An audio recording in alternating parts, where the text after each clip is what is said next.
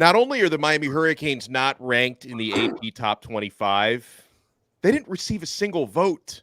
Are we really that bad? You are Locked On Canes, your daily podcast on the Miami Hurricanes. Part of the Locked On Podcast Network, your team every day.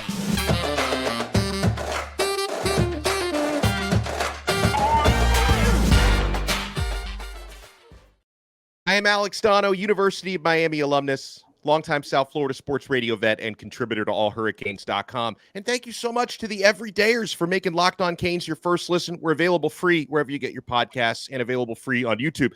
So the Associated Press, they voted for their top 25. Miami Hurricanes received the same number of votes that I received in fifth grade when I ran for student body president. 0, a big goose egg. So what that means is, not only is Miami not in the top 25, I don't think any of us expected them to be, okay? But in not even being in the others receiving votes category, the Hurricanes are outside the top 49. So they're not even a top 49 team in the country. Now, I want to get a dose of honesty on how I should feel about this. So that's why we bring in the man that we call the truth teller, great friend of the show, Bruce Warner is with us. So, Bruce, is Miami? I know Miami didn't do themselves any favors last year going 5-7, but are we really this bad to not even receive one vote? I'm okay with it. And I'll tell you why, because I don't want to be in the top 25 right now. Too much pressure. Just leave it alone. Let all these kids and let the staff keep lighting fires under them because of this. It doesn't mean anything. It means really nothing. But it does tell us where we are in the public's opinion. Right. And it tells us they better win. And I know that we're talking about the second game. They better win the first game. And then Texas A&M comes to town. Now, if they beat them convincingly, because they're in the top 25. Yeah, they're 23rd. Yeah. So if we beat them, then there has to be some buzz. So you know what? I don't really care. I just want to win. And we haven't proven a damn thing in years. Miami's back. Miami's back. The Canes are back. It's all about the U. Baloney. Now we have to show it. And I don't know if we have the talent or the talent that's played together with experience to be worthy of getting votes to be in the top 25. So, and that's my theme. I've told you that from the first day, that there's no cohesiveness. Nobody knows what the other guy's going to do yet. Yeah, there's new bodies in there. What do we have to fall back on to say, this is what's going to happen? We don't have a clue. It's exciting. I'm excited to see all the players, but that doesn't mean we're going to win and go 10-2 or something like that. Maybe we will, but I don't know. And I'm just being honest. I have no clue. I think something you touched on there is the key, the cohesiveness, right? Because if I look up and down the top 25, I think Miami's got more talent than a handful of the teams in that top 25. Like, you can't tell me Miami doesn't have more talent than Tulane, right? And now, Miami, I think top to bottom, Miami has more talent than North Carolina, but North Carolina has one of the best quarterbacks in the country. And, Miami's quarterback had a tough year last year, so he's got to earn his way. He's got to earn that respect. So if you look at some of the notes on the AP top 25, Miami opponents, you've got 4 opponents in the top 25, 2 of them who were others receiving votes, which Miami wasn't even in. But you have Florida State at number 8. You talk about pressure. Florida State's got a lot of pressure to live up to. Yes, Clemson at number 9. And they played some tough games right out of the box. LSU. Yeah. Then they have a game at Clemson in a couple of weeks. Yeah. So they could have 2 losses in September. Yeah. So I hope they have 2 losses in September. Yeah, so Miami's got to face Florida State, Clemson number 9, North Carolina number 21, Texas A&M, who also, they had a terrible season, much like Miami last year, but, the voters didn't overlook their talent. They were ranked number 23rd. Miami also has to play Louisville, who received 10 votes. Like, Louisville's getting some serious respect. Because of Jeff Brown. Yeah, that's true. That's true. I guess they think he's going to make a big difference. And finally, NC State received 1 vote. So at least 6 of Miami's opponents are either in the top 25 or among others receiving votes. Another reason why, Bruce, I think I'm a little miffed about not receiving a single vote. But as far as like not being in the top 25 and not receiving a vote, hopefully this becomes constructive, because this is the easiest bulletin board material. right? This is Mhm. something Mario Cristobal can use. This is something all the players can use when they're like, man, I feel like we're going to have a good team this year, and we didn't get a single vote to be in the top 25. So if you're looking for something to add a chip on the shoulder, this is a good nomination for that. Well, that may be in your mind, but I know Mario, he doesn't give a damn. No. I mean, he looked at it and he said, okay, fine, we have even more work to do. So, and it's not going to impact him. If he makes that statement before the first game, so be it. They need to have that first game under their belts with some experience. Maybe a bad thing or two happened, but whatever. And then get ready for Texas A&M, because that's going to be the game. That's the trigger for the entire season. Yeah. Because if we lose that game, but then we go whatever, I don't think we're going to beat Florida State or Clemson, regardless. So, if they really want to get to 8, they have to beat somebody. If they don't beat A&M, they're going to have to beat either North Carolina or NC State or Louisville, for that matter. Yeah. So you know what? They could be 6-6 again. Although I don't think so. I don't think so. Didn't you tell me like 2 weeks ago? Year. Didn't you tell me 2 weeks ago they were going to go 15-0 or at least 12-0 to start the year? That was Kelvin Harris. Oh, okay, that's right. That was Kelvin. Kelvin's always predicting 15-0. And he argues with me that it can happen. We got more talent in Florida State. We have more talent than Clemson. He's just funny. Anyway, let's get off of him. So look, I think Miami has a shot at going 6-6. They have a shot at 10-2. Who knows? Okay. But we don't know. We don't know. We saw one practice the other day, a scrimmage. That is going to be another one, which we're not going to. At least I don't think I am, because I'm going away. I'm going on a cruise Saturday. So good for you. Truth Teller Tuesday will have to come from the Caribbean. but look, I think there's some surprises. I think we've seen that Pullman kid at linebacker. We've seen some things. Now, one thing I didn't look, you were there. Did Arroyo play? No, he was held out. Okay. And that's the key. You keep talking about Akeem Mesidor was held out. They're being careful with some guys. Like Akeem Mesidor, Arroyo. Yeah, a few guys were held out. They better practice and play soon. Yeah. They better get in. You can't put them in game 1 like that. Yeah. So if they're holding them out, they better be ready to go full blast. All right, what else? Well, when we come back, Bruce and I are each going to nominate a breakout player for this coming season. Based on everything we've seen from practices, from the scrimmage this past week, we're going to give you a breakout player for the 2023 season. And before this episode is over, we got to talk some recruiting, because Miami target Zaquan Patterson, 5-star safety out of Chaminade, is expected to be announcing later this month. August 22nd has been a rumored date. He hasn't confirmed it, but it's going to be sometime before August is over for Zaquan. Is Miami making progress with David Stone, and how much of an uphill climb is that one? We have so much to get to. We are only getting started here on Locked On Canes. I am only getting started with Nutrafol, and I'm so happy they're part of the Locked On family. Did you know that 80% of men will experience hair thinning in their lifetime? I know this, guys. I am well within that 80%. My fate doesn't have to be your fate. You can get ahead of thinning hair with Nutrafol. I wish I had known about Nutrafol 25 years ago, guys, because Nutrafol is the #1 dermatologist recommended hair growth supplement. It's clinically shown to improve your hair growth, visible thickness, and visible scalp coverage. Nutrafol's hair growth supplements use physician-formulated, natural, science-backed ingredients. Their drug-free, patented technology provides consistent, reliable results without compromising your sexual health, by the way. Take the first step to visibly thicker, healthier hair, because for a limited time, Nutrafol is offering our listeners $10 off your first month's subscription and free shipping when you go to Nutrafol.com/men and enter the promo code LOCKEDONCollege. Find out why over 4,000 healthcare professionals recommend Nutrafol for healthier hair. Nutrafol.com/men. That's spelled Nutrafol.com/men, and then enter our promo code LOCKEDONCollege. And guys, I'm telling you, you don't want to be walking around with that cue ball. You want to thicken up your hair. That's Nutrafol.com/men, promo code LOCKEDONCollege. Thank you so much for making Locked On Canes your first listen. We're available free wherever you get your podcasts, and available free on YouTube. And for the everydayers, if you want to take your everydayer experience to the next level, I encourage you to sign up for our exclusive SMS texting community, through subtext. I include a link in the show description below. You can get SMS text messages directly from my phone to yours. Recruiting scoops, breaking news, practice updates, one-on-one questions with me. I answer them directly there, or sometimes we answer them on the show. So click the link in the show description below. You can try it free for 14 days, and then if you like it, you can opt in for $4.99 a month. We give you a lot of added value on there. We are joined here by the truth teller, Bruce Warner. Bruce, I'll let you go first.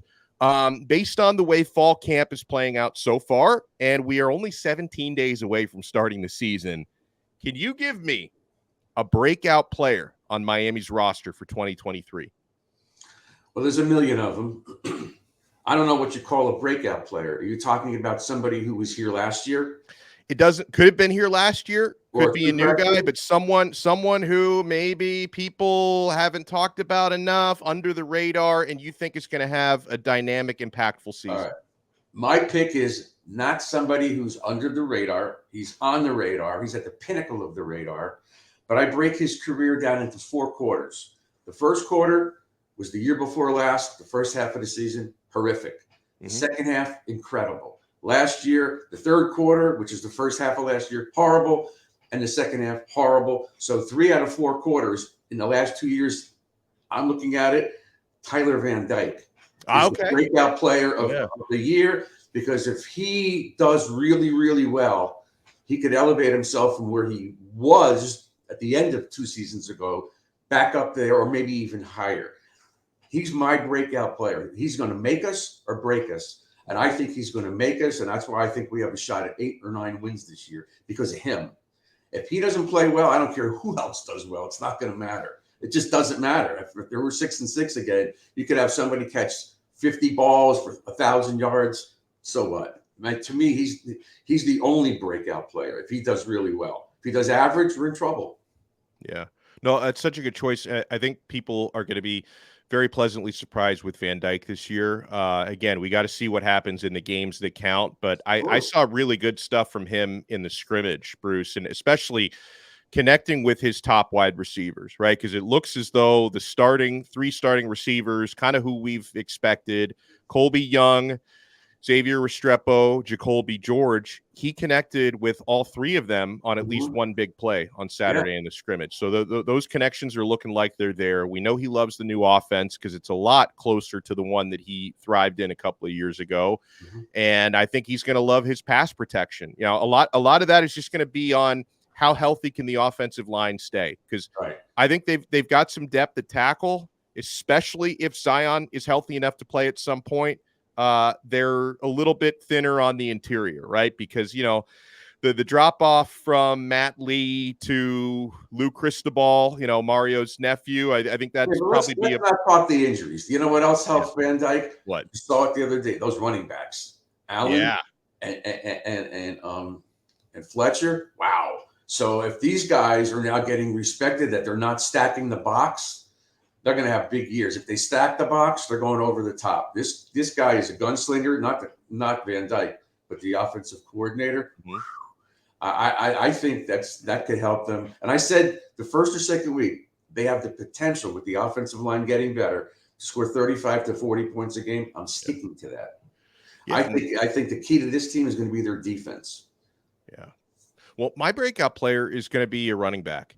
And I could go a couple of different directions with this, but I'm going to go with Ajay Allen, because I think more people, rightfully so, are talking about Mark Fletcher, because we're all aware of his high school exploits at American Heritage. And so I want to go with Ajay Allen, because for Miami fans, this young man from Louisiana just came over from Nebraska. He's not as known by the fan base, but Bruce, he's good. He's really good. And the way that, you know, I know that at the time when Miami got him in the transfer portal, and not a whole lot of people knew a lot about him down here, I know the coaching staff was really high on Allen, and everything I've seen from him in fall camp, he's living up to it, and he's exceeding those expectations. This guy, he's got the pure breakaway speed at running back. That he doesn't have the experience here, but he's better than who's ever in front of him. He's just, I think so. He may be the starter. He's that good, right? I think the only guy that might end up being better than him is Fletcher. I don't think Parrish, Chaney, or, Johnson, or maybe Citizen, when he comes back fully healthy, has an opportunity. But honestly, this Ajay Allen, he's got the vision, he's got the cuts, he's got the breakaway speed, right? He He's can catch got the ball. no He can one's catch the catching ball this guy too. from behind. Yes. He can catch the ball too. He's an all-purpose back. He's an every down back. Yeah. And they're going to use Flesher in short yardage until he gets more comfortable. But then he's going to be in there too. And the guy that on the outside looking in is going to be Chaney probably. Yeah. Yeah, but this Ajay Allen, he was one of the outstanding players in the scrimmage. Like, he broke off, and I don't have the official yardage stats on the runs, but it was about a 45, 50-yarder and a 25-yarder that he broke off in that scrimmage. This guy looks like the real deal. So I'm going with that. So that's two good picks. Yeah. Two offensive players. Yeah, and overall, I feel pretty good about the wide receiver core, Bruce. I think Kevin Beard is doing a good job with these guys. And someone you want to talk about under the radar, someone who had a really good scrimmage, and I hope to see him maybe have a breakout year this year, is Michael Redding. Okay. He was, he's been under the radar to this point, but I thought Redding had a really good scrimmage. Frank Ladson is having a pretty good fall camp so far. So hopefully guys like this can step up to supplement the 3 starting receivers I talked about. And Ray Joseph is definitely going to be a weapon, Bruce. And Tyler, you haven't mentioned him. He only caught a couple of little balls. Yeah. And I think maybe they'll do that again. Yeah. So if anybody does see film, they'll think he's just catching these little out routes or something, but they're going to send him deep. They will say they're going to give Texas A&M a lot to think about. They may play vanilla, but they're going to give them things to think about. And I think that's smart, and they will do that. I'm excited. This is going to be – I'm very excited about this season. We've talked about this for months already. But again, you know me, I'm worried about the cohesiveness on both sides of the ball. Yeah. Yeah, and you're right too. There's certain things, units that have to prove it. Like I think that there's a really high ceiling, but a really low floor at cornerback. When we talk about all the length that they added, but there's a possibility that Damari Brown, true freshman, might be a starting corner. That's a good and a bad thing. It's a good thing because he's out there potentially earning it, but then you've also got a guy with no college experience who might be a starting corner this year. And I'm reading where Clark, the kid from Louisville, is playing pretty well. I think he may be playing really well. Floyd ahead of the same. He could be ahead of Wesley. Yeah. KJ Cloyd is playing really well. And then, we've you and I have talked a lot about James Williams. Now, the reason why he was held to the second team in the scrimmage, it's for disciplinary reasons, I was told. But then also they're going to experiment with him a lot, Bruce, because he's going to get a lot of reps in the box at linebacker. Right. So then Markeith Williams, who was the first team safety opposite Cam in the scrimmage, I think Markeith is going to be on the field a lot this year. Yeah. So you've got to hope that those little tweaks hold up and you're not vulnerable. Yeah, when I went to that practice, I remember the show that we did a couple of days later, and I mentioned Markeith. He was all over the field. Yeah. He was all over. He was the guy that didn't catch the ball when I was talking to what's his name? The linebacker, my friend. Darren Smith? Yeah, Darren. But he's all over the field. He made an interception. He's knocking balls down. He's hitting people. He's not that big, but he's everywhere. He's a football player. Yeah, I don't know what Williams can do. I don't know what he brings to the table. I just look at him as a guy who's just was too big for the kids in high school. He did whatever he wanted to do. He played undisciplined. It didn't matter. It matters now. When we come back, we'll talk about recruiting because that always matters. Where does Miami stand with Zaquan Patterson? And how would the fan base react if he doesn't pick Miami later this month? And are the Hurricanes chipping away and gaining ground on David Stone? Because he's going to be announcing on August 26th. What you want to do is you want to keep it locked right here to Locked On Canes. Thank you so much for making Locked On Canes your first listen today.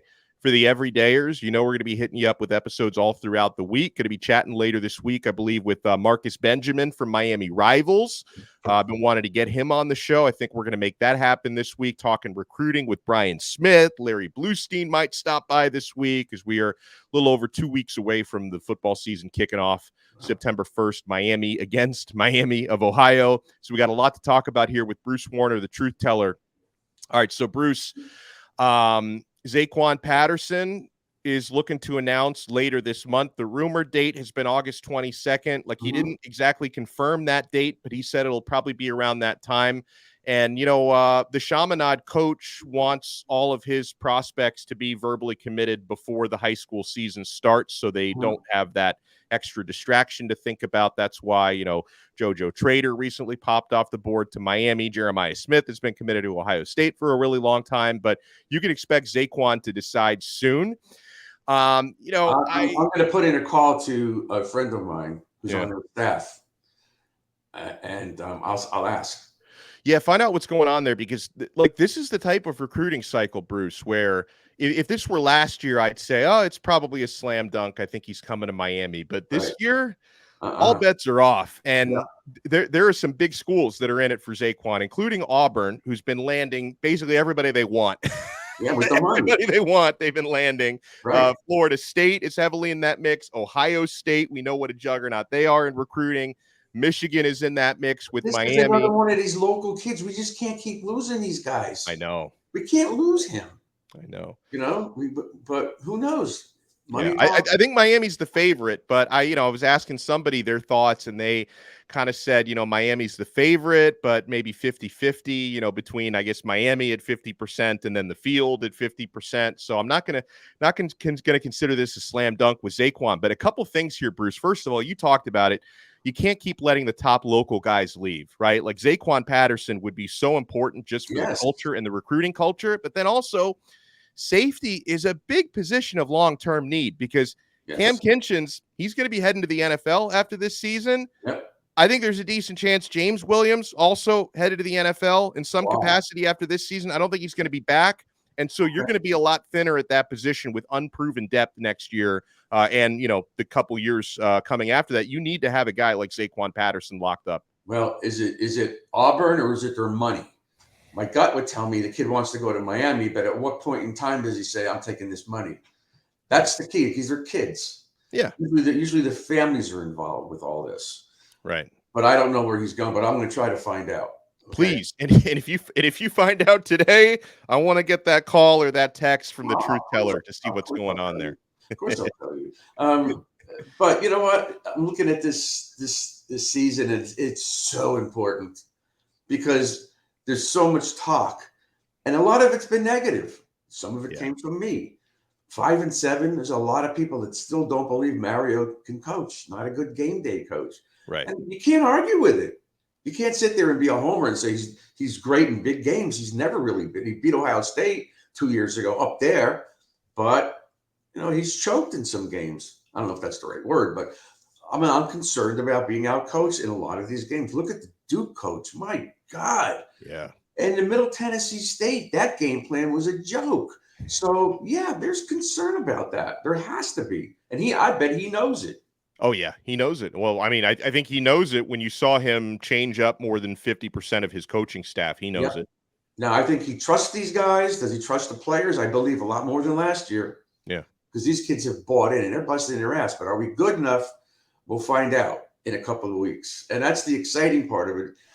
This year, for anybody to make a prediction is foolish. You might be right, but it doesn't mean this is the way it's good. We're going to win, lose, win. No, those days are over, I think, until they start kicking people's ass. Yeah, and if they do start kicking people's butts, then you're going to have a lot more recruiting success during the season. Yeah. Now, another player who's going to be announcing before the season starts, August 26th, is 5-star defensive tackle out of IMG Academy, David Stone. I definitely think it's still fair to say Oklahoma are the favorites. In my humble opinion, based on tracking the situation, I think Miami is in second or has moved into second right now. I know the Hurricanes are making a heavy push, and they believe that they're appealing to his family, because David has even admitted that he hasn't tipped his hand as to where his favorite spot is, but he's not shy about it. They want him here. Yeah. His family, their favorite spot is Miami. That's where it seems like the family wants him to be. And obviously, depending on who the player is, that can weigh heavily or not so heavily. Like, Colin Simmons' mom wanted him to be coached by Jason Taylor, but he still ended up committing to Texas. So this doesn't always work out that way. But I know Miami is not done fighting. Crappy season last year. Go ahead. That crappy season really set us back, and he's doing a good job. We lost a lot of D tackles. We lose this kid again. We whiffed, and you need guys like this. So if he doesn't come here, we got to keep plugging away. Although I still have a lot of hope for Horton. I think that kid could be really good.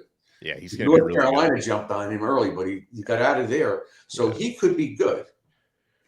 Yeah, so we got Kamarian Franklin is going to be announcing this Saturday. He's recently started trending heavily to Auburn, and again, Auburn tends to get who they want. But I'm not ruling out Miami, but Auburn has become the trending favorite there. So we'll have to see what happens with Franklin on the 19th and with David Stone on the 26th. It's always a good time when the truth teller joins us. Bruce, thank you so much for taking the time, and enjoy the rest of your week and enjoy your cruise coming up. Yeah, that's right. I'm going away. I can't wait. I'll be gone Saturday to the following Saturday. You know what could upset this football team? This stupid weather. Every day it's raining. If this continues like this, they're going to be every game will be in this slump. Yeah, I've never seen anything like it. It's been almost 3 months of rain almost every day. Well, listen, if you're playing in the slop, good offensive line, which I think we have, good running game, which I think we have, could work in our advantage. Yeah, it could work, but I want it to be nice out and nice and hot against A&M. Yes. All right. I'll talk to you when I get back, buddy. We'll talk to everybody next time on another episode of Locked On Canes. Be sure, if you're watching us on YouTube, smash that like button. If you're listening to the audio version, make sure to hit 5 stars. Subscribe to our channel. Subscribe on YouTube. Subscribe on Apple Podcasts, Spotify, Google, the Odyssey app, wherever you get your pods. And we'll talk to you again next time on another episode of Locked On Canes. We are part of the awesome Locked On Podcast Network, your team every day.